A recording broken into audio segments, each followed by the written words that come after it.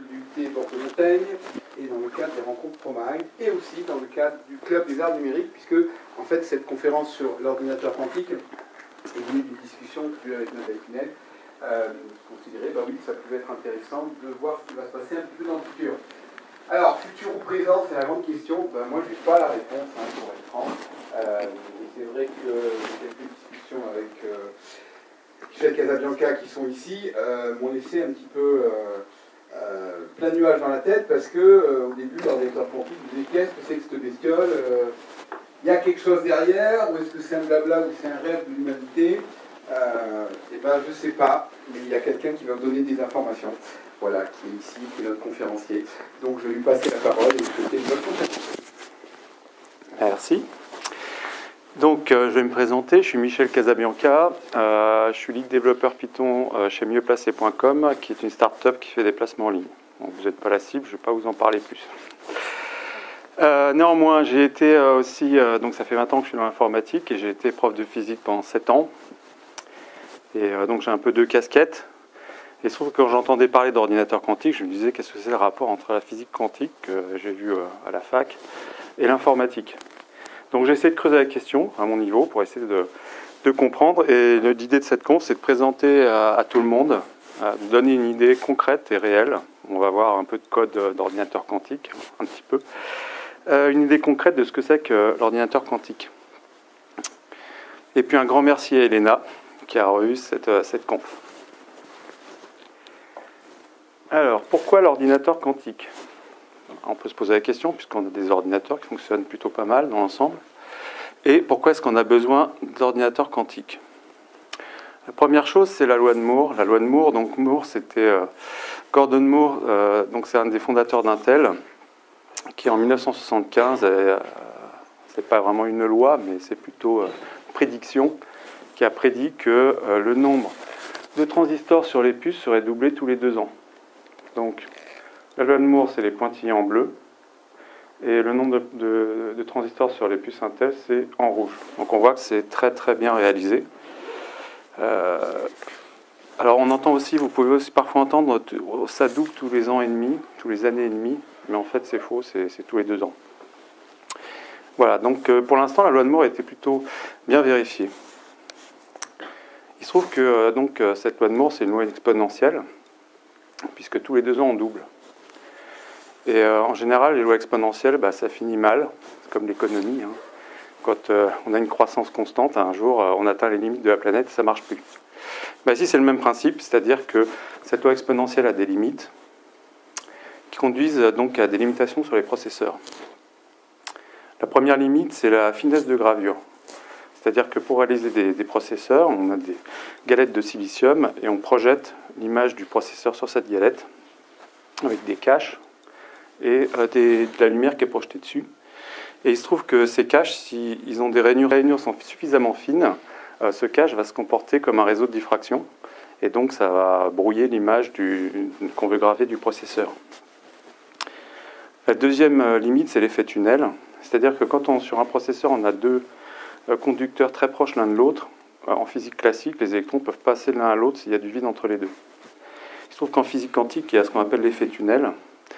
L'effet tunnel, c'est que un électron, par exemple, va sortir un petit peu du conducteur sur une distance qui est assez courte, mais évidemment, plus la gravure est fine, et plus cet effet tunnel va être important. Une autre limite, c'est la fréquence, c'est-à-dire qu'un processeur, donc on va avoir des conducteurs qui vont être parcourus par des courants qui vont être variables, et un conducteur parcouru par des courants variables, ça fait quoi? Ça émet des ondes électromagnétiques. Et donc ça disperse l'énergie, donc ça émet aussi de la chaleur. Et par conséquent, tout ça, ça limite la fréquence et le nombre de transistors qu'on peut mettre sur un processeur. Et la mauvaise nouvelle, c'est que on considère que la loi de Moore est terminée depuis 2016. D'ailleurs, on constate assez facilement, quand on achète des nouveaux ordinateurs, la fréquence ne grimpe quasiment plus. On plafonne vers 2-3 GHz. Et le nombre de transistors, c'est un peu la même chose. Donc souvent, on multiplie le nombre de cœurs, mais au final, la puissance d'un cœur n'est pas bien supérieure à celle de la génération précédente. En parallèle de cette limitation des processeurs, eh bien, les besoins en calcul sont de plus en plus importants. Donc ici, vous avez un graphe qui représente la puissance des calculateurs de météo en France de 92 à 2016, sachant que l'échelle verticale est logarithmique. Donc on a quelque chose qui est quasiment une droite sur une échelle logarithmique. Et donc cette chose, elle croît comment? Exponentiellement. D'accord? Ça croît exponentiellement. C'est-à-dire que de génération en génération, on multiplie la puissance des calculateurs par un facteur qui est assez proche. Donc on est passé de 2 gigaflops. Donc flop, c'est quoi? C'est le nombre d'opérations à virgule flottante par seconde. Donc on est passé de 2 gigas à 5,119 pétaflops. C'est-à-dire qu'on a multiplié d'un facteur de plus de 2 millions, 2,5 millions, en l'espace d'un peu plus de 20 ans. Donc c'est assez considérable. Les besoins en calcul augmentent d'une manière extrêmement importante. Et donc, en parallèle, le nombre d'ordinateurs aussi est de plus en plus important. Donc ici, je vous ai mis un tableau avec des chiffres sur le nombre d'ordinateurs dans les data centers de Google, de Microsoft, d'Amazon. Vous voyez que les chiffres commencent un petit peu à dater, mais ils sont quand même néanmoins très importants. On parle de millions de machines. Et donc, tout ça pour répondre tout simplement à la demande croissante en puissance de calcul. Et on estime qu'actuellement, la puissance électrique mondiale consommée par les data centers, c'est de l'ordre de 2%. C'est quand même pas négligeable. Par conséquent, on a une demande en calcul qui est de plus en plus importante. Et en parallèle, on atteint les limites des processeurs. Donc on a un problème. Donc, l'idée des ordinateurs quantiques, c'est Richard Feynman, un physicien qui a eu un prix Nobel, qui l'a eu, et qui disait que plutôt de se plaindre que les simulations de phénomènes quantiques demandent des puissances de calcul énormes, eh bien, il vaudrait mieux plutôt utiliser la puissance de calcul des phénomènes quantiques pour dépasser nos ordinateurs actuels. Alors c'était une idée qui était à l'époque un peu farfelue. On ne savait pas trop comment l'utiliser. Et puis en fait, les choses ont commencé à bouger en 1994, quand Peter Shor, un chercheur de AT&T, démontre qu'on peut factoriser de grands nombres en un temps raisonnable avec des calculateurs quantiques. Est-ce que vous avez une idée à quoi ça peut servir de factoriser des grands nombres? Oui. Voilà, c'est des choses qui sont utilisées dans la cryptographie. Ensuite, Love Grover, lui, il a montré qu'on pouvait avoir des algorithmes quantiques qui permettent de trouver des entrées dans une base de données non triée en racine de n. Est-ce que vous avez une idée de combien de temps, enfin, de quel ordre c'est pour rechercher quand on a n entrées dans une base? Et bien, si on prend la première, la deuxième, la troisième, etc., en gros, statistiquement, on va faire n divisé par 2 recherche. D'accord? Donc ici, au lieu d'avoir n divisé par 2, on a racine de n. Donc si on a 1 million d'entrées, avec un algorithme quantique, on peut s'attendre à faire 1000 itérations, alors qu'avec un algorithme classique, on en aura 500 000. Donc on a un rapport de 1 à 500. Juste avec 1 million d'entrées. 1 million d'entrées dans une base de données, c'est pas monstrueux. C'est important, mais c'est pas monstrueux. Donc ces deux algorithmes, eh bien, ils ont intéressé des gens qui font de la cryptographie, donc, et de la recherche de données. Et par exemple, c'est NSA et Google. NSA et Google, ils ont un petit peu de moyens. Donc ils ont un peu poussé, des gens comme ça, ont un peu poussé vers l'informatique quantique. Donc maintenant, c'est quoi le principe de fonctionnement des ordinateurs quantiques? Eh bien, d'abord, il faut essayer de comprendre ce que c'est que deux principes de la physique quantique, qui sont le principe de superposition et l'intrication. Ce sont deux principes fondamentaux de la physique quantique. Alors d'abord, un petit avertissement, c'est que notre cerveau, il s'est développé de manière à comprendre le monde qui nous entoure, qui est un monde macroscopique, qui est régi par des lois classiques. Et par conséquent, notre intuition ne nous permet absolument pas de comprendre la physique quantique. Donc essayer de raisonner avec l'intuition qu'on peut avoir, ça ne sert à rien. C'est peine perdue. Par conséquent, les seuls qui peuvent nous aider, en l'occurrence, c'est les mathématiques.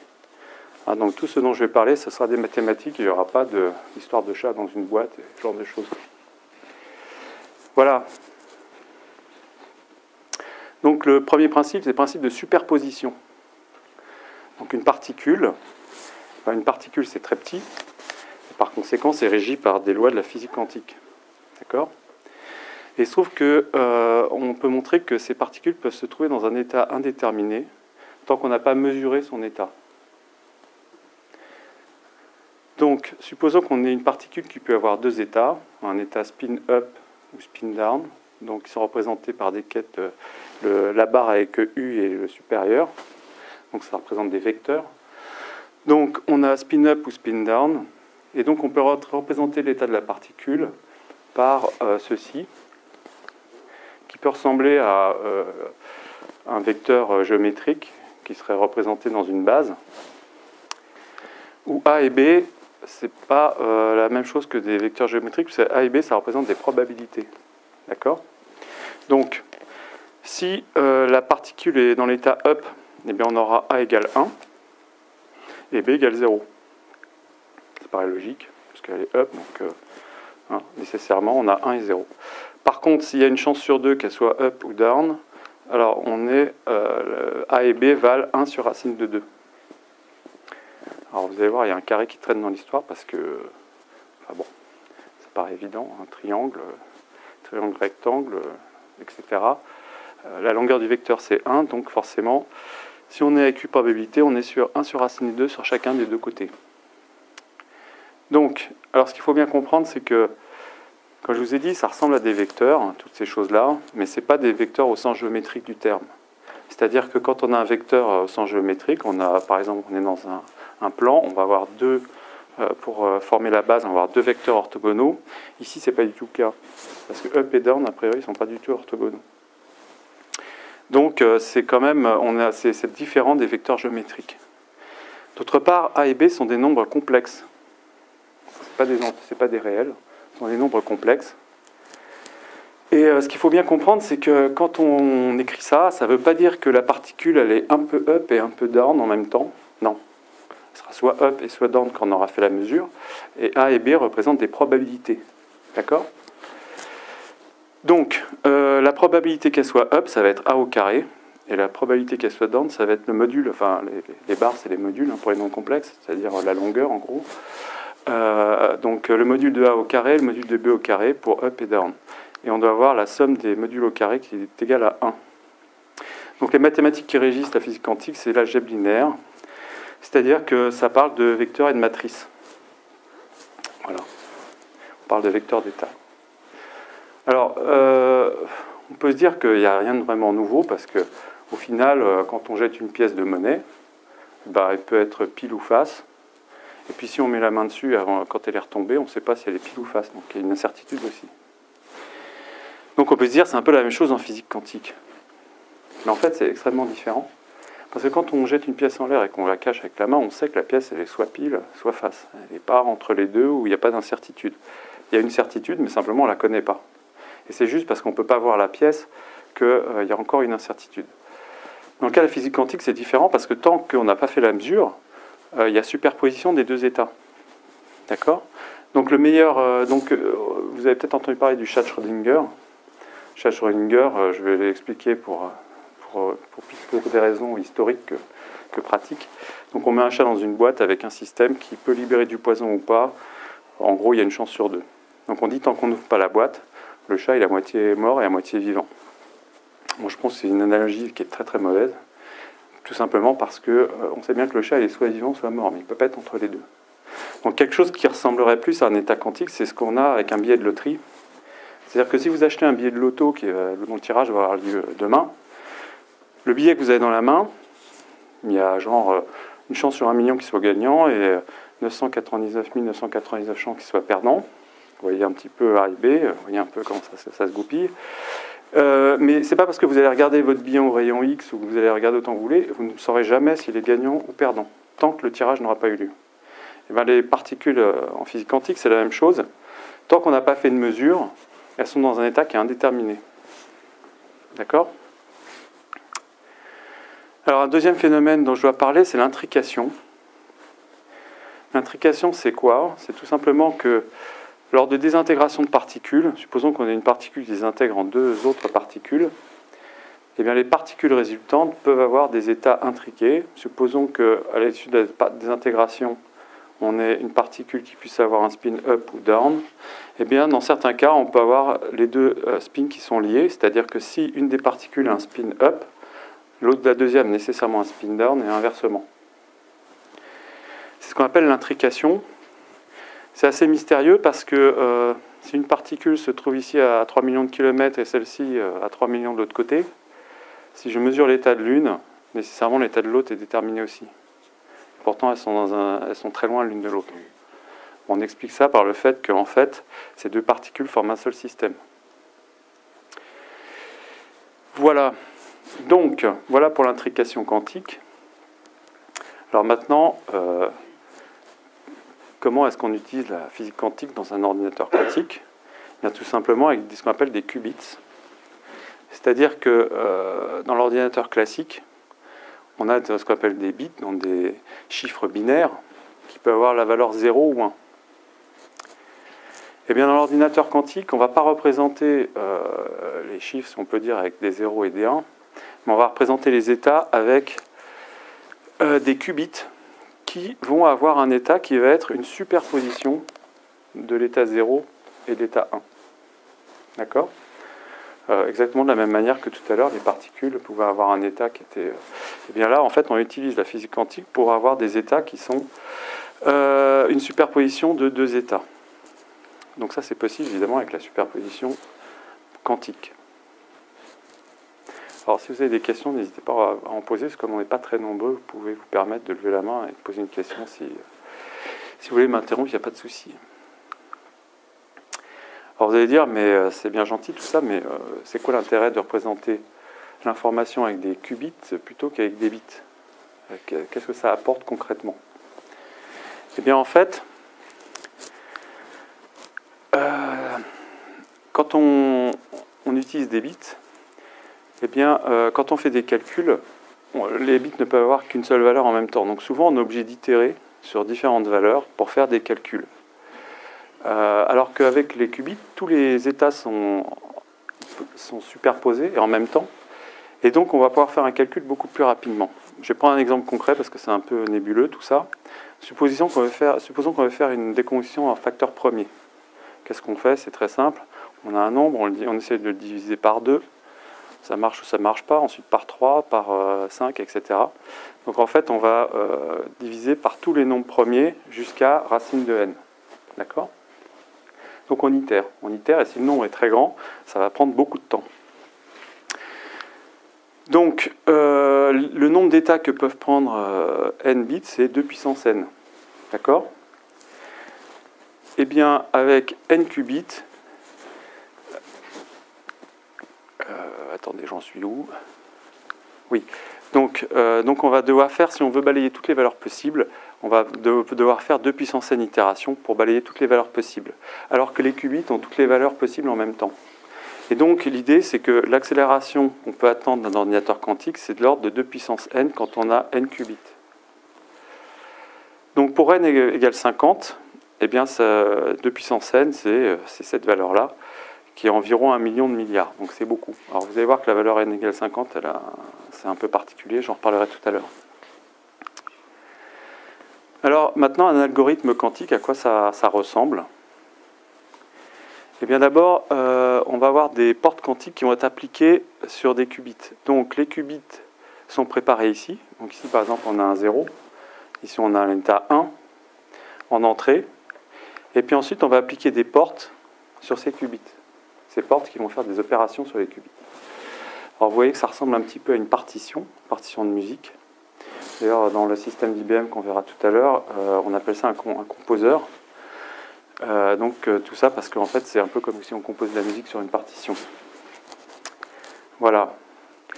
Alors, ce qu'il faut voir aussi, c'est que dans la mesure où l'état d'un qubit est probabiliste, eh bien, le résultat qu'on obtiendra, il est aussi probabiliste. C'est-à-dire qu'il va falloir faire beaucoup de fois le même calcul, de manière à avoir des valeurs statistiques qui s'approchent de la valeur théorique.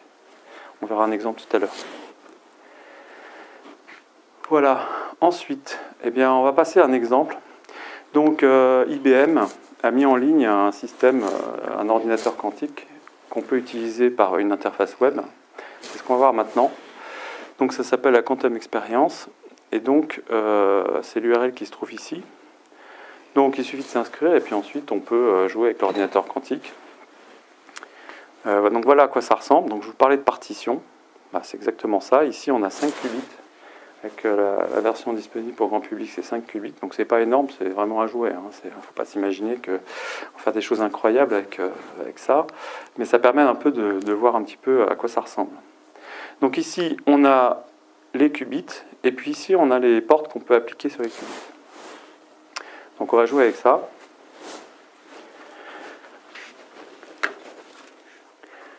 Donc ça se trouve ici, voilà. Donc voilà. Donc ici, vous voyez les portes, je peux les déplacer. Et puis ensuite, par drag and drop, je lâche. Alors ici, par exemple, cette porte-là, elle inverse la valeur. Pourquoi j'ai plus les portes à droite là? Bon, c'est bizarre. Ah oui, c'est peut-être... j'ai l'impression que ça a décalé. Normalement, à droite, j'ai les portes, là, parce que là, je les ai plus, donc ça va être un peu compliqué, quand même. Hop là. Oui, voilà. Donc, en fait, par drag and drop, on prend les portes qu'on veut appliquer, puis ensuite, on les lâche simplement sur la partition. Ah, ça a raté. Voilà. Oui, parce que après, ça n'a aucune utilité, donc il faut les lâcher avant. Voilà, et puis en plus, après, on peut les effacer. Donc par exemple, cette porte-là, X, qu'est-ce qu'elle fait? Elle inverse la valeur. Donc si on avait un qubit qui était dans un état 0, eh bien il passe à l'état 1. Donc s'il n'y a pas de superposition, l'état 0 c'est 0, c'est 100% de probabilité que ce soit 0. Donc ici, qu'est-ce qui va se passer? Eh bien, on a un qubit qui a la valeur 0 en haut, un autre qui a la valeur 0 aussi au début, mais comme on inverse, il a la valeur 1. Donc ensuite, à droite, les portes roses, là, elles servent à faire des mesures. C'est-à-dire qu'ici, on va mesurer la valeur du qubit. Alors, quand on mesure un qubit, eh bien, on connaît l'état. Donc, c'est plus un qubit, puisqu'en fait, il n'y a plus aucune incertitude sur son état. Il n'y a plus aucune superposition. Et donc, ça devient un bit classique. Donc, dans ce cas, on appelle ça un C-bit. Voilà. Donc, du coup, ici, on va avoir que 2 qubits en entrée et 2 bits classiques en sortie. À votre avis, ça va donner quoi comme résultat? On va lancer l'expérience. Alors, juste pour info, vous voyez ici, il y a 2 manières de lancer, soit en utilisant Run, soit Simulate. Si on utilise Simulate, en fait, ça fait une simulation, donc ça simule un ordinateur quantique, et le résultat est immédiat. Si je clique sur Run ici, ça va envoyer le calcul réellement à l'ordinateur quantique, qui va faire le calcul, et ensuite on va recevoir un mail pour consulter le résultat du calcul. Bon, c'est pas immédiat, c'est asynchrone, donc il faut attendre. Donc du coup ici, je vais évidemment utiliser la simulation. Donc je lance le calcul. Et qu'est-ce qu'on obtient? Eh bien, on obtient ce qu'on espérait, c'est-à-dire que ici, le bit le plus à droite, c'est celui qui se trouve en haut. Donc celui-là, là, le 0 qui se trouve ici, c'est le premier sur la ligne, c'est celui-là. Celui qui se trouve ici, c'est celui d'en dessous, etc. Donc ici, il faut imaginer qu'il faut pencher la tête à gauche pour voir l'état dans le même sens, si on peut dire. Donc ici, on obtient ce résultat-là, c'est-à-dire le qubit le plus en haut, le bit le plus en haut à 0, celui d'en dessous à 1, avec une probabilité de 1, donc 100%. Donc il n'y a aucune incertitude ici. D'accord? Bien. Donc voilà le résultat que ça donne. Alors pour info, on peut télécharger le résultat sous format CSV, donc un format de données assez classique. Et puis pour information aussi, il y a un langage qui s'appelle l'OpenASM, un QASM, qui permet de faire à peu près la même chose que dans la partition, mais sous forme de code. Alors il y a aussi une API Python qui permet de faire à peu près la même chose. Bien, voilà pour le premier exemple.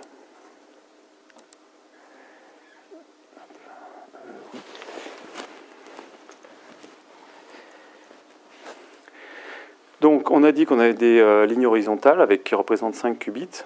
Ensuite, on place des portes logiques. Donc, X, c'est la porte qui inverse l'état du qubit.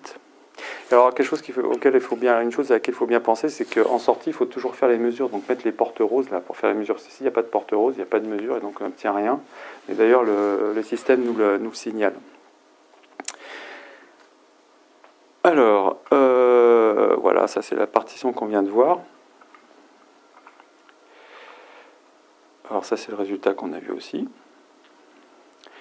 Alors maintenant, un opérateur de superposition, la porte d'Adamar.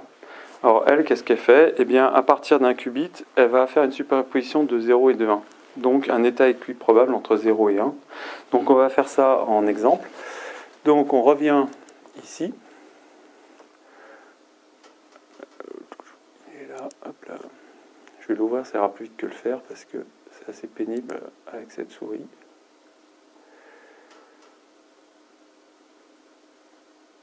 C'est pas super réactif, hein. En même temps, ça passe par mon téléphone, donc...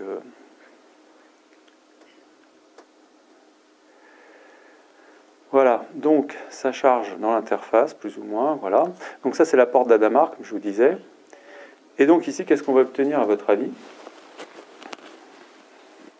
Dans la mesure où la porte d'Adamar, je vous dis, elle fait une superposition équiprobable entre l'état 0 et l'état 1. Donc en sortie, on aura 0 ou 1, avec une chance sur 2, d'accord?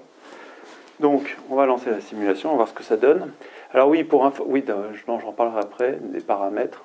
Donc on lance la simulation, et puis il va nous donner les résultats. Donc les résultats, ici, on voit que... Alors, je vous rappelle, le bit qui est complètement à droite, c'est celui du haut, donc il n'y en a qu'un, en fait, qu'on a mesuré. Donc, on a 60% qui ont eu la valeur 1 et 40% la valeur 0. Alors, vous voyez, c'est équiprobable, mais là, dans ce cas-là, il y a un écart à la moyenne qui est quand même relativement important. Ça vient d'où? Eh bien, ça vient du nombre de tirs qu'on a réeffectués. C'est-à-dire que je vous ai dit qu'il fallait faire plusieurs fois les mêmes calculs pour s'approcher des valeurs théoriques. Puisque c'est des probabilistes, il faut faire plusieurs fois la même opération pour commencer à se rapprocher d'une valeur théorique. Donc, on peut remédier à ça avec les paramètres. On va éditer les paramètres de ce run. Et donc ici, on a le nombre de runs qu'on fait. Donc si je vais passer la valeur de 100 à 1000, par exemple. On peut aller jusqu'à 8192, je crois, de mémoire. Voilà. Et on va relancer le calcul.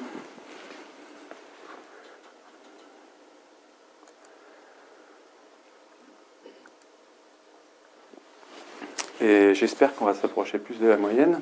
Voilà, on s'approche largement plus de la moyenne, qui est 0,5. D'accord? Donc il faut toujours se rappeler que le résultat est probabiliste. Oui? Si on doit refaire les calculs, ça ne limite pas l'intérêt de faire des interquantiques. Si. Mais on verra après, ça a d'autres conséquences, notamment le temps de décohérence. J'en parlerai après. Voilà. Alors, ensuite...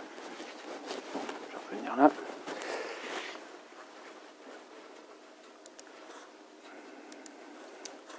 Voilà pour cet exemple-là. C'est pas très pratique cette histoire. Voilà, alors ensuite, jusqu'à présent, on a vu des portes qui ne sont pas très intéressantes, ça s'inverse des états où elles font des superpositions, mais avec ça, on ne peut pas vraiment faire de calcul. Pour faire des calculs, il va falloir avoir des portes conditionnelles. Et donc, la porte C-note, pour control note, qu'est-ce qu'elle fait? Eh bien, elle va inverser la valeur d'un bit en fonction de d'un qubit en fonction de la valeur d'un autre qubit. Ici, par exemple, si ce qubit-là est à 0, ici, il ne se passe rien. S'il est à 1, ça va inverser l'état du qubit. D'accord? Donc ici, on est à l'état 0, on n'inverse pas. Donc ici, sur les deux premiers qubits là en haut, on va obtenir, enfin sur les C bits du coup, 0 et 0. Et ici, du coup, on a 0, on inverse, on passe à 1, du coup on inverse aussi, et donc, ici on obtient, et bien on va faire le calcul, comme ça on va savoir.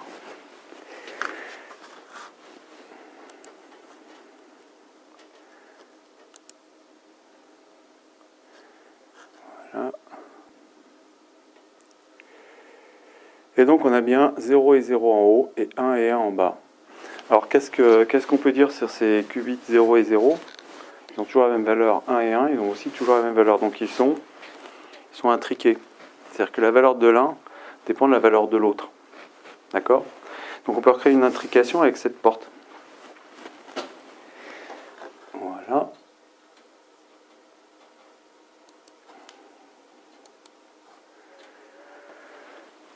Ensuite,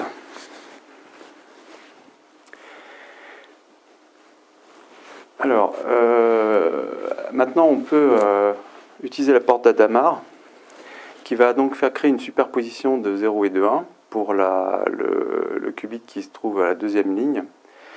Et donc ici, qu'est-ce qu'on va obtenir à votre avis pour le cas de gauche? Alors, en fait, tout dépend de la valeur qu'on aura à l'issue de la sortie de la porte d'Adamard. Donc supposons qu'en bas on est 0, ça ne changera pas l'état au-dessus, donc qui sera aussi 0. Si par contre on obtient 1 en bas, eh bien ça va changer aussi l'état en haut. Et donc, dans ce cas-là, on va obtenir une équiprobabilité entre 0, 0 et 1, 1. On va voir le calcul. Voilà, donc on a bien 0, 0 et 1, 1. D'accord? Et donc avec cette porte C-note, on va pouvoir faire des opérations conditionnelles. Et donc ça devient intéressant pour faire des calculs.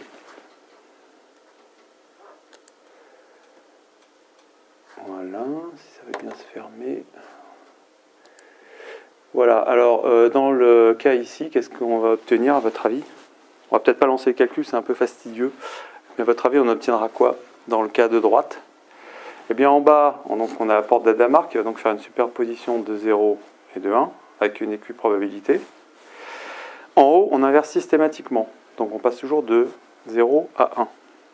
Donc si en bas on a 0, on ne change pas l'état, donc on aura 1 en haut, 0 en bas. Et si on a 1 en bas, ça change l'état, du coup on passera à 0 en haut. Donc on a toujours des valeurs qui sont inversées. D'accord? Avec toujours une équiprobabilité de 50%.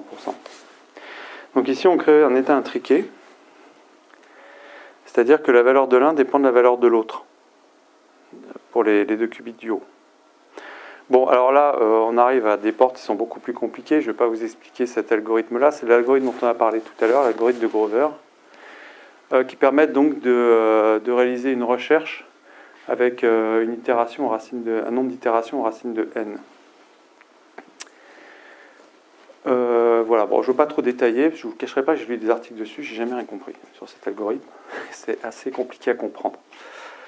Voilà. Mais enfin, vous voyez qu'on peut réaliser ça avec l'ordinateur d'IBM, là, l'ordinateur quantique. Bon, là, c'est des choses très simples avec deux valeurs seulement. Alors maintenant, dans la pratique, comment est-ce qu'on implémente des ordinateurs quantiques? Eh bien, il faut des systèmes macroscopiques à notre échelle qui soient capables de se comporter de manière quantique. Donc, avec des superpositions d'états et des intrications. Donc, pour ce faire, c'est en général pas évident. Donc il y a différentes méthodes, il y en a deux ici que j'ai listées, mais en fait il y en a beaucoup plus, hein. On en trouve une pelletée. Donc par exemple c'est des circuits supraconducteurs avec jonction de Josephson chez IBM, qui permet d'envisager des circuits avec une bonne résistance à la décohérence. Alors c'est quoi la décohérence? Eh bien en fait on a un système quantique au niveau macroscopique, et quand ce système est perturbé par l'extérieur, eh bien il va retourner dans un état qu'on va dire classique. Et donc on ne peut plus faire d'opérations avec l'ordinateur quantique en question. En général, ces systèmes sont refroidis à très basse température. Et donc les temps de décohérence sont très courts, ça se chiffre en millisecondes. Oui? Les perturbations que vous évoquez, c'est de la chaleur, de la lumière? C'est les interactions avec le système extérieur. De quel type? Des collisions d'atomes avec de la lumière, avec tout un tas de choses. En fait, dès que le système extérieur interagit, eh bien, on brise la cohérence du système, et donc tout ça, ça devient classique. Donc, on ne peut plus faire de calcul parce que tout simplement, il n'y a plus de superposition. En fait, d'une certaine manière, on lit l'état du système, et donc il n'y a plus de superposition. C'est comme si on effectuait une mesure, en fait. Et refroidir, ça suffit? Ça suffit pendant un certain temps, mais quoi qu'il arrive, on ne pourra pas garder indéfiniment un état. On ne pourra pas garder indéfiniment la cohérence. Donc en pratique, c'est de l'ordre de millisecondes. On verra des valeurs tout à l'heure. Ouais, ça veut dire que dès qu'on fait un calcul, on perd la cohérence. Ça veut dire qu'en fait, on peut faire un calcul pendant un temps très court. On fait le calcul, on fait des tirs, en fait. C'est pour ça qu'il faut attendre quand on fait un calcul avec l'ordinateur quantique réel d'IBM, qu'on ne fait pas la simulation mais le calcul. En fait, ça va envoyer au système d'IBM qui va faire des tirs qui vont durer un certain temps, et sur ce temps, il va me caser un maximum de calculs jusqu'à ce que la décohérence fasse qu'on ne peut plus faire les calculs. À ce moment-là, on recalibre le système, il y a tout un tas d'opérations, et après on pourra refaire un autre batch de calculs. Ce qui veut dire que c'est des systèmes par batch, et c'est pour ça que ça s'est fait de manière asynchrone. On envoie ces calculs, et puis on reçoit la réponse par mail en disant voici le résultat de votre calcul, cliquez sur le lien, et ça nous envoie dans le composer avec le résultat du calcul. Voilà, il y a aussi des systèmes avec des ions piégés, etc. etc. Bon, je ne vais pas trop détailler parce que, au final, vous allez voir, si vous cherchez un petit peu comment ça marche, vous ne trouvez pas grand-chose parce que c'est des secrets industriels, tout simplement. Chacun garde précieusement pour lui sa méthode pour recréer des qubits. Donc tout ça, ça fonctionne en général à très basse température. Et c'est le problème majeur parce que vous voyez à quoi ça ressemble un ordinateur quantique. Ici, c'est celui d'IBM. Donc au milieu, c'est une cuve cryogénique à très basse température. Donc on n'a pas ça évidemment dans son salon, ça c'est exclu. Donc en pratique, c'est dans des centres de calcul. Alors ici, c'est un processeur quantique IBM à 16 bits. 16 qubits, plus exactement. Voilà, donc ça ressemble un petit peu à un processeur classique, mais pas vraiment. Voilà, donc vu les installations que ça demande et la complexité de mise en œuvre, évidemment c'est confiné dans les centres de calcul. Enfin, quoique c'est pas tout à fait vrai ce que je veux dire, parce que je vous donnerai une news tout à l'heure qui est assez récente. Alors ça tombe bien parce que la taille des données d'entrée est assez faible. Le nombre de qubits, vous voyez, là, dans le cas de l'ordinateur d'IBM, en ligne c'est 5. Alors, en pratique, ça va être au plus quelques milliers. Et donc ça reste assez restreint, donc c'est pratique, ça permet de faire des accès par le web. Et puis évidemment, on ne peut pas s'attendre dans un avenir proche à un usage grand public. Avant d'avoir un ordinateur quantique dans votre téléphone, je pense qu'il va se passer un petit peu de temps. Bon, évidemment, c'est pas exclu, parce qu'il faut toujours se rappeler, il faut être modeste, il faut se rappeler des gens, probablement, qui voyaient des ordinateurs dans les années 50, qui remplissaient des pièces entières avec des tubes à vide partout, qu'il fallait changer tous les quarts d'heure, etc. Donc je pense qu'il se produira un peu la même chose probablement avec les ordinateurs quantiques, mais je pense que c'est pas pour demain. Alors, voilà les limites de l'ordinateur quantique. Donc je vous en ai déjà un peu parlé, la décohérence. Eh bien, comme je disais, l'action de l'environnement fait que le système perd ses propriétés quantiques. Et donc, la durée de cohérence doit être évidemment supérieure à la durée des calculs. Sinon, on ne peut pas terminer le calcul. Et donc, ça limite évidemment les calculs qu'on peut effectuer sur ces ordinateurs. La réduction du paquet d'ondes, dès qu'on fait la mesure du résultat, les qubits deviennent des simples bits.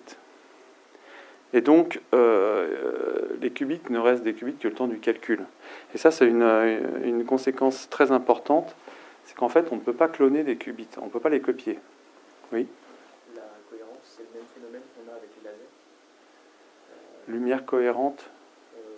Oui. Non. Non, je pense pas. Non, enfin, pour les lasers, c'est le fait que la longueur d'onde soit identique. C'est pour ça qu'on dit qu'elle est cohérente. C'est par opposition à la lumière blanche, qui est une superposition de tout un tas de longueurs d'onde.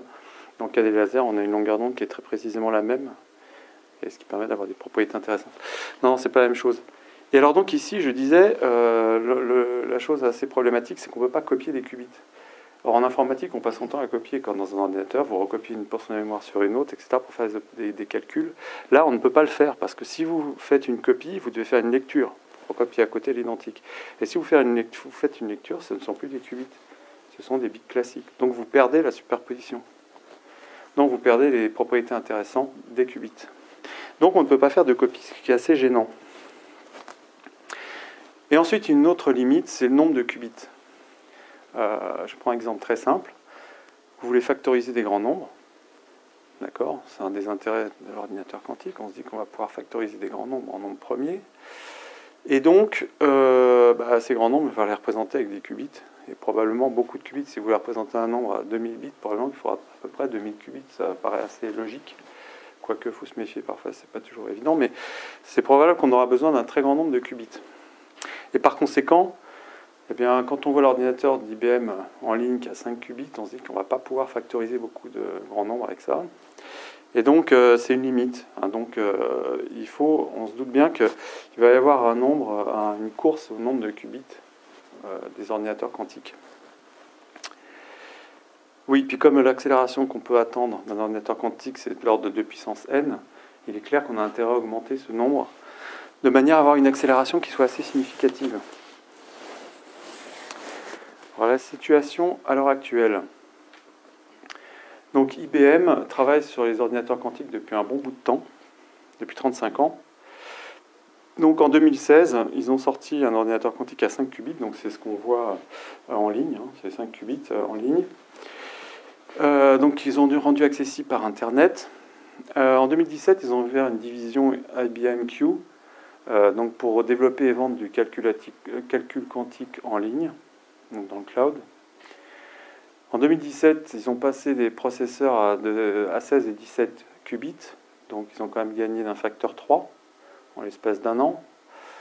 En 2017, toujours, ils ont fait fonctionner un ordinateur de 50 qubits pendant 90 microsecondes. Vous voyez, le temps de décohérence, c'est ça.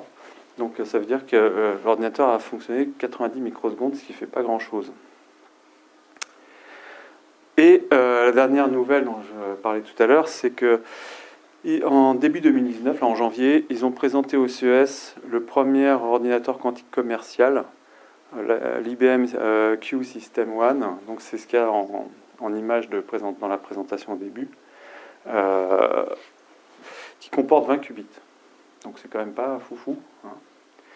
Alors bon, ça a fait un peu sourire parce que c'est vrai que il y a quelque chose d'assez commercial dans cette annonce parce qu'on voit pas très bien à qui ils vont pouvoir vendre ces ordinateurs-là. Mais l'intérêt, c'est qu'ils ont réussi à miniaturiser, c'est un grand mot, mais en tout cas à faire tenir l'ordinateur dans une pièce et pas dans un labo sur un étage entier. Donc c'est quand même une avancée d'une certaine manière. Et puis surtout, je crois que tout le monde en ce moment, dans le monde de l'informatique quantique, c'est de planter le drapeau, de dire je suis le premier à avoir fait ci, à avoir fait ça. Donc voilà la situation pour IBM. Une autre entreprise qui fait beaucoup dans le monde de l'informatique quantique, c'est D-Wave Systems. Eux, ils ont commencé dès 2007 avec un ordinateur de démonstration à 16 qubits. En 2011, ils sont passés à 128. Et ils ont vendu ça à 10 millions de dollars à Lockheed Martin. Je reviendrai tout à l'heure sur les usages de ce genre de choses. En 2013, ils étaient à 512. Là, ils ont vendu à la NASA, à des universités américaines, à Google, etc. Et en 2015, ils sont passés aux milliers de qubits. Et en 2017, ils en sont à 2000. Donc là, il y a un nombre de qubits qui est très important. Mais le problème, c'est que leur système, qu'on dit adiabatique, ne permet pas de résoudre tous les problèmes. C'est-à-dire que ce n'est pas un ordinateur généraliste. C'est en fait un système qui permet de résoudre que des problèmes d'optimisation. Alors, les problèmes d'optimisation, c'est quoi ? J'en reparlerai tout à l'heure. Je vais donner des exemples. Mais donc, c'est comparable un petit peu au début des ordinateurs. Il y avait deux types d'ordinateurs. Il y avait des ordinateurs généralistes. Et puis, il y avait des ordinateurs qui résolvaient seulement certains types de problèmes. Des ordinateurs analogiques, par opposition à numérique, qui résolvaient des problèmes particuliers. Mais là, c'est un peu la même chose. C'est-à-dire qu'on a quelque chose qui est très spécialisé, qui résout des problèmes qui sont assez intéressants, néanmoins, de résoudre, mais qui ne peuvent pas faire n'importe quoi. Ici, par exemple, ces ordinateurs, on ne peut pas factoriser des grands nombres. Oui ? La durée de décohérence sur ces ordinateurs, Je n'ai aucune idée. Je ne sais pas. Je n'ai pas de chiffres. Alors, ensuite, Google. Alors, Google était un acteur aussi relativement important. Donc, d'abord, ils ont été clients chez D-Wave, et puis ils ont commencé à développer leur propre techno, qui est un hybride entre celle d'IBM et celle de D-Wave. Donc, en 2017, ils sortent un ordinateur à 20 qubits. Et en mars 2018, ils ont fait sensation parce qu'ils ont sorti un ordinateur à 72 qubits, ce qui est vraiment pas mal pour un ordinateur généraliste. Je vous rappelle qu'IBM, ils en sont à 50.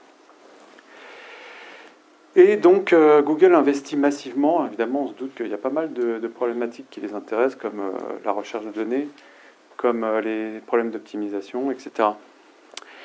Et donc, les ingénieurs de chez Google, en même temps que IBM a annoncé IBM Q, sa division pour le calcul quantique, eh bien, ils prédisaient que dans quelques années, eh bien, il y aura des ordinateurs quantiques qui seront plus puissants que tout ordinateur classique pour réaliser certaines tâches. Alors, on parle bien de certaines tâches, ça c'est important, je reviendrai après. Bon, et ensuite, il y a tout un tas de gens, en fait, dans l'informatique quantique, il y a toujours des gens qui parlent « Oui, moi aussi, je fais des trucs. » Donc voilà, c'est le cas par exemple de Microsoft, qui dit qu'ils vont faire des ordinateurs quantiques. Pour l'instant, ils n'en ont pas fait, mais ils vont en faire. Ils vont sortir d'ici 5 ans, ils vont sortir quelque chose. Pour l'instant, on n'a encore pas vu grand-chose. Ensuite, il y a par contre Intel qui, lui, a réalisé des choses. Il a commencé à faire des puces quantiques sur silicium, parce que leur travail, c'est essentiellement le silicium. Donc, ils sont partis sur ces technos-là. Donc, à 49 qubits, ça commence à être assez sérieux. Il y a Alibaba aussi qui a commencé à s'y intéresser. Donc, Alibaba, c'est un géant chinois. Et donc, qui a commencé à travailler dessus. Et puis, en France, on a Atos qui a lancer un système qui permette de faire de la simulation d'ordinateur à 40 qubits. C'est juste de la simulation, il n'y a pas d'informatique quantique dedans, c'est juste du matériel classique qui fait une émulation. Voilà, mais ça permet, c'est quand même relativement intéressant, ça permet de travailler un peu pour faire des algorithmes quantiques, commencer à faire du développement. Alors, à quoi ça sert les ordinateurs quantiques au final? Eh bien, il y a beaucoup de problèmes qui ont une complexité exponentielle. C'est-à-dire, supposons que vous êtes 3 à table. Le premier qui s'assied, il a combien de possibilités? 3. Il peut choisir une chaise ou l'autre, ça en fait 3. Le deuxième, il en reste 2. Et le troisième, il n'a plus qu'une place. Donc le nombre de possibilités pour placer les gens, ça va être 3 fois 2 fois 1. Et ça, c'est quoi? Factoriel 3. Donc là, ça fait 6 possibilités, c'est pas très impressionnant. Sauf qu'en fait, ça grimpe très très vite les factoriels. Quand on est à 10 personnes autour d'une table, c'est pas foufou. Hein. C'est un mariage, c'est beaucoup plus. Donc c'est une table, on va dire, d'anniversaire. Voilà, il y a 10 personnes. Ça fait déjà 3 millions de possibilités. Ça veut dire que si vous voulez savoir si tante Rose ne doit pas être à côté de tonton Jo, etc., si vous voulez envisager toutes les possibilités, il y a 3 millions pour juste 10 personnes. Donc ça veut dire qu'en fait, la complexité elle devient très vite gigantesque. Il y a beaucoup de problèmes qui sont de cet ordre de complexité. Je vais vous donner un autre exemple. Vous êtes Amazon, et puis vous devez distribuer dans New York des colis. Vous avez 100 voitures, et vous devez livrer 1000 colis. Là, vous avez un problème. Parce que si vous voulez optimiser la chose, ça veut dire que vous allez dire, bon, je prends quelle voiture? J'ai une possibilité sur 100. A priori, elles partent toutes du même endroit, c'est pas très compliqué. Mais après, pour la première voiture, j'ai 1000 colis. Possibilité de 1000 colis avec 1000 adresses pour la livraison. Et puis ensuite, pour la deuxième, j'en ai 999. Donc on commence à voir que ça va être probablement un problème à complexité exponentielle. Et donc, vous imaginez avec 1000 colis les chiffres que ça va donner, parce que là, on a été qu'à 10, on a déjà 3 millions de possibilités. Donc avec 1000, c'est des valeurs absolument gigantesques. Et c'est des problèmes qui sont importants. Parce que quand on a une flotte de taxis, par exemple, c'est le même genre de problème, et qu'on veut distribuer les courses, et bien pareil, on aura une complexité exponentielle. Donc ces problèmes-là, à l'heure actuelle, ils ne sont juste pas atteignables. Ils ne sont juste pas atteignables avec les ordinateurs classiques. On peut essayer de faire des algos qui essayent vaguement d'optimiser un peu, mais on sera loin d'une résolution parfaite du problème. Or, les enjeux sont assez importants. D'ailleurs, je reviens, Dewey, je vous rappelle, ce qui résolve, c'est les problèmes d'optimisation. C'est ce genre de problème, en fait. Et donc, ça permet aussi de résoudre des problèmes en chimie. C'est-à-dire qu'on a le même genre de problème. En fait, quand on a une molécule, on a N noyaux chargés positivement, P électrons qui vont être chargés négativement, qui sont attirés par chacun des noyaux, et puis qui sont repoussés par les autres électrons. Donc ça fait un système, vous imaginez un peu le genre de complexité que ça va donner, ça fait un système qui est vite extrêmement complexe. En fait, en physique quantique, on sait déterminer les orbitales des électrons de manière exacte que pour l'atome d'hydrogène. Et puis dès qu'on a des molécules, en fait, c'est des approximations. Et ça, c'est regrettable parce que quand on fait des molécules en chimie, on aimerait bien savoir exactement comment ça marche. Et donc d'être capable de faire des calculs précis. Et donc ça a des applications, par exemple, pour les médicaments. Quand on veut faire des médicaments, c'est de la chimie. Si on veut faire des médicaments qui soient efficaces et qui vont agir sur telle ou telle protéine, je ne connais rien, donc je tente un truc, protéine, ça va marcher, eh bien on va essayer de faire une molécule qui soit adaptée exactement à ce qu'on veut faire. Et ça va être compliqué si on n'est pas capable de résoudre ce genre de problème. À l'heure actuelle, avec les ordinateurs classiques, oui. Dans l'aéronautique, ça sert à quoi du coup? Pardon? Dans l'aéronautique, parce que c'était vendu à Lockheed. Alors oui. Ouais, ce que je voulais dire par rapport à Lockheed, c'est que on ne sait pas ce qu'ils en font en fait. C'est assez étonnant parce que les gens ils achètent des ordinateurs et puis après ils disent pas je fais ci ou ça. Bon, par exemple, Lockheed Martin, c'est ceux qui vendent le F-35, je ne sais pas si vous savez, le chasseur furtif qui est américain, qui est en train d'être vendu un peu partout. On se demande s'il est vraiment furtif. Peut-être qu'ils ont utilisé ces ordinateurs quantiques pour optimiser la furtivité de ces avions, qui sont des problèmes de réflexion d'ondes radar sur les surfaces, etc., qui doit être un peu compliqué aussi. Mais en fait, ils ne le disent pas. Et c'est là que je voulais en venir, c'est que quand il y a des gens qui achètent un ordinateur de 10 millions de dollars, c'est pas juste pour s'amuser en général, c'est qu'il y a une utilité. Donc, il y a certainement des utilisations de l'informatique quantique dont on n'est pas encore au courant, et dont on saura l'utilisation que bien plus tard. Oui, la suprématie quantique. La suprématie quantique, pour moi, c'est un concept assez marketing, puisque en fait, l'idée, c'est de dire qu'à partir de n égale 50 qubits, eh bien, un ordinateur quantique est plus puissant que tout ordinateur classique, parce que le fameux facteur de 100 millions de milliards, ça ressemble un peu à une insulte capitaine Haddock, mais en fait, c'est un facteur qui est tellement gigantesque que si on a une accélération de 100 millions de milliards, eh bien, en fait, au final, on peut dire que ce sera toujours plus rapide que tous les ordinateurs classiques, et que donc ces problèmes exponentiels commenceront à devenir atteignables, alors qu'ils étaient totalement hors d'atteinte avec des ordinateurs classiques. Ça, c'est un peu le côté marketing. Pourquoi marketing? Parce que moi, j'aimerais qu'on m'explique ce qu'on va faire avec 50 qubits. Effectivement, c'est impressionnant, 100 millions de milliards, mais on représente quoi avec 50 qubits? En termes de factorisation de nombres, c'est ridicule. Hein. La moindre clé RSA, maintenant, elle fait des milliers de bits, donc on ne voit pas très bien ce qu'on va factoriser. Puis en termes d'optimisation, c'est pareil, ça paraît assez compliqué. Néanmoins, c'était une barrière qui semblait assez loin, mais maintenant on l'a atteinte, puisque je vous rappelle que IBM, ils sont à 50 qubits, Google, ils sont à 72, bon, Hortewave, eux, ils sont à 2000, plus de 2000.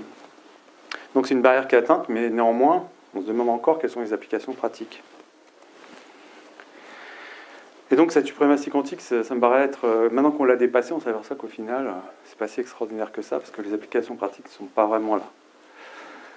Donc c'est assez marketing. Néanmoins, quand on aura des ordinateurs avec suffisamment de qubits, on peut commencer à pouvoir résoudre des problèmes vraiment importants, comme je disais, des médicaments, des matériaux.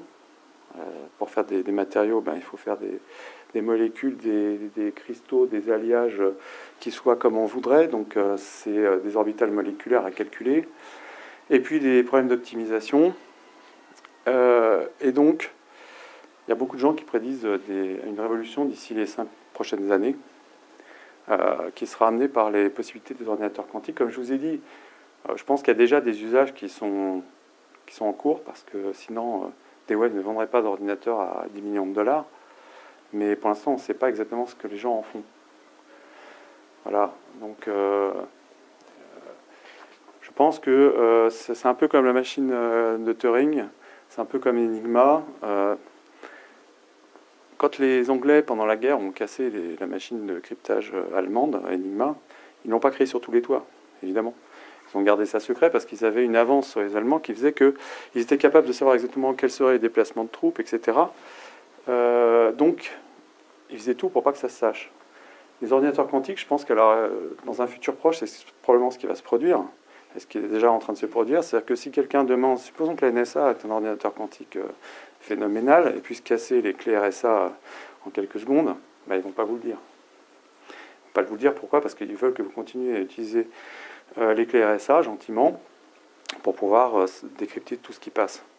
De même que les Anglais n'ont jamais révélé, avant les années 80, qu'ils avaient cassé la machine Enigma. Bletchley Park, qui était le centre où étaient cassés les codes allemands, son existence a été tenue secrète jusque dans les années 80. Pourquoi? Parce que après la guerre, il y a d'autres pays qui ont continué à utiliser la machine Enigma pour chiffrer leur communication, pendant encore pas mal d'années. Et je pense que l'ordinateur quantique, on est dans une époque un peu semblable.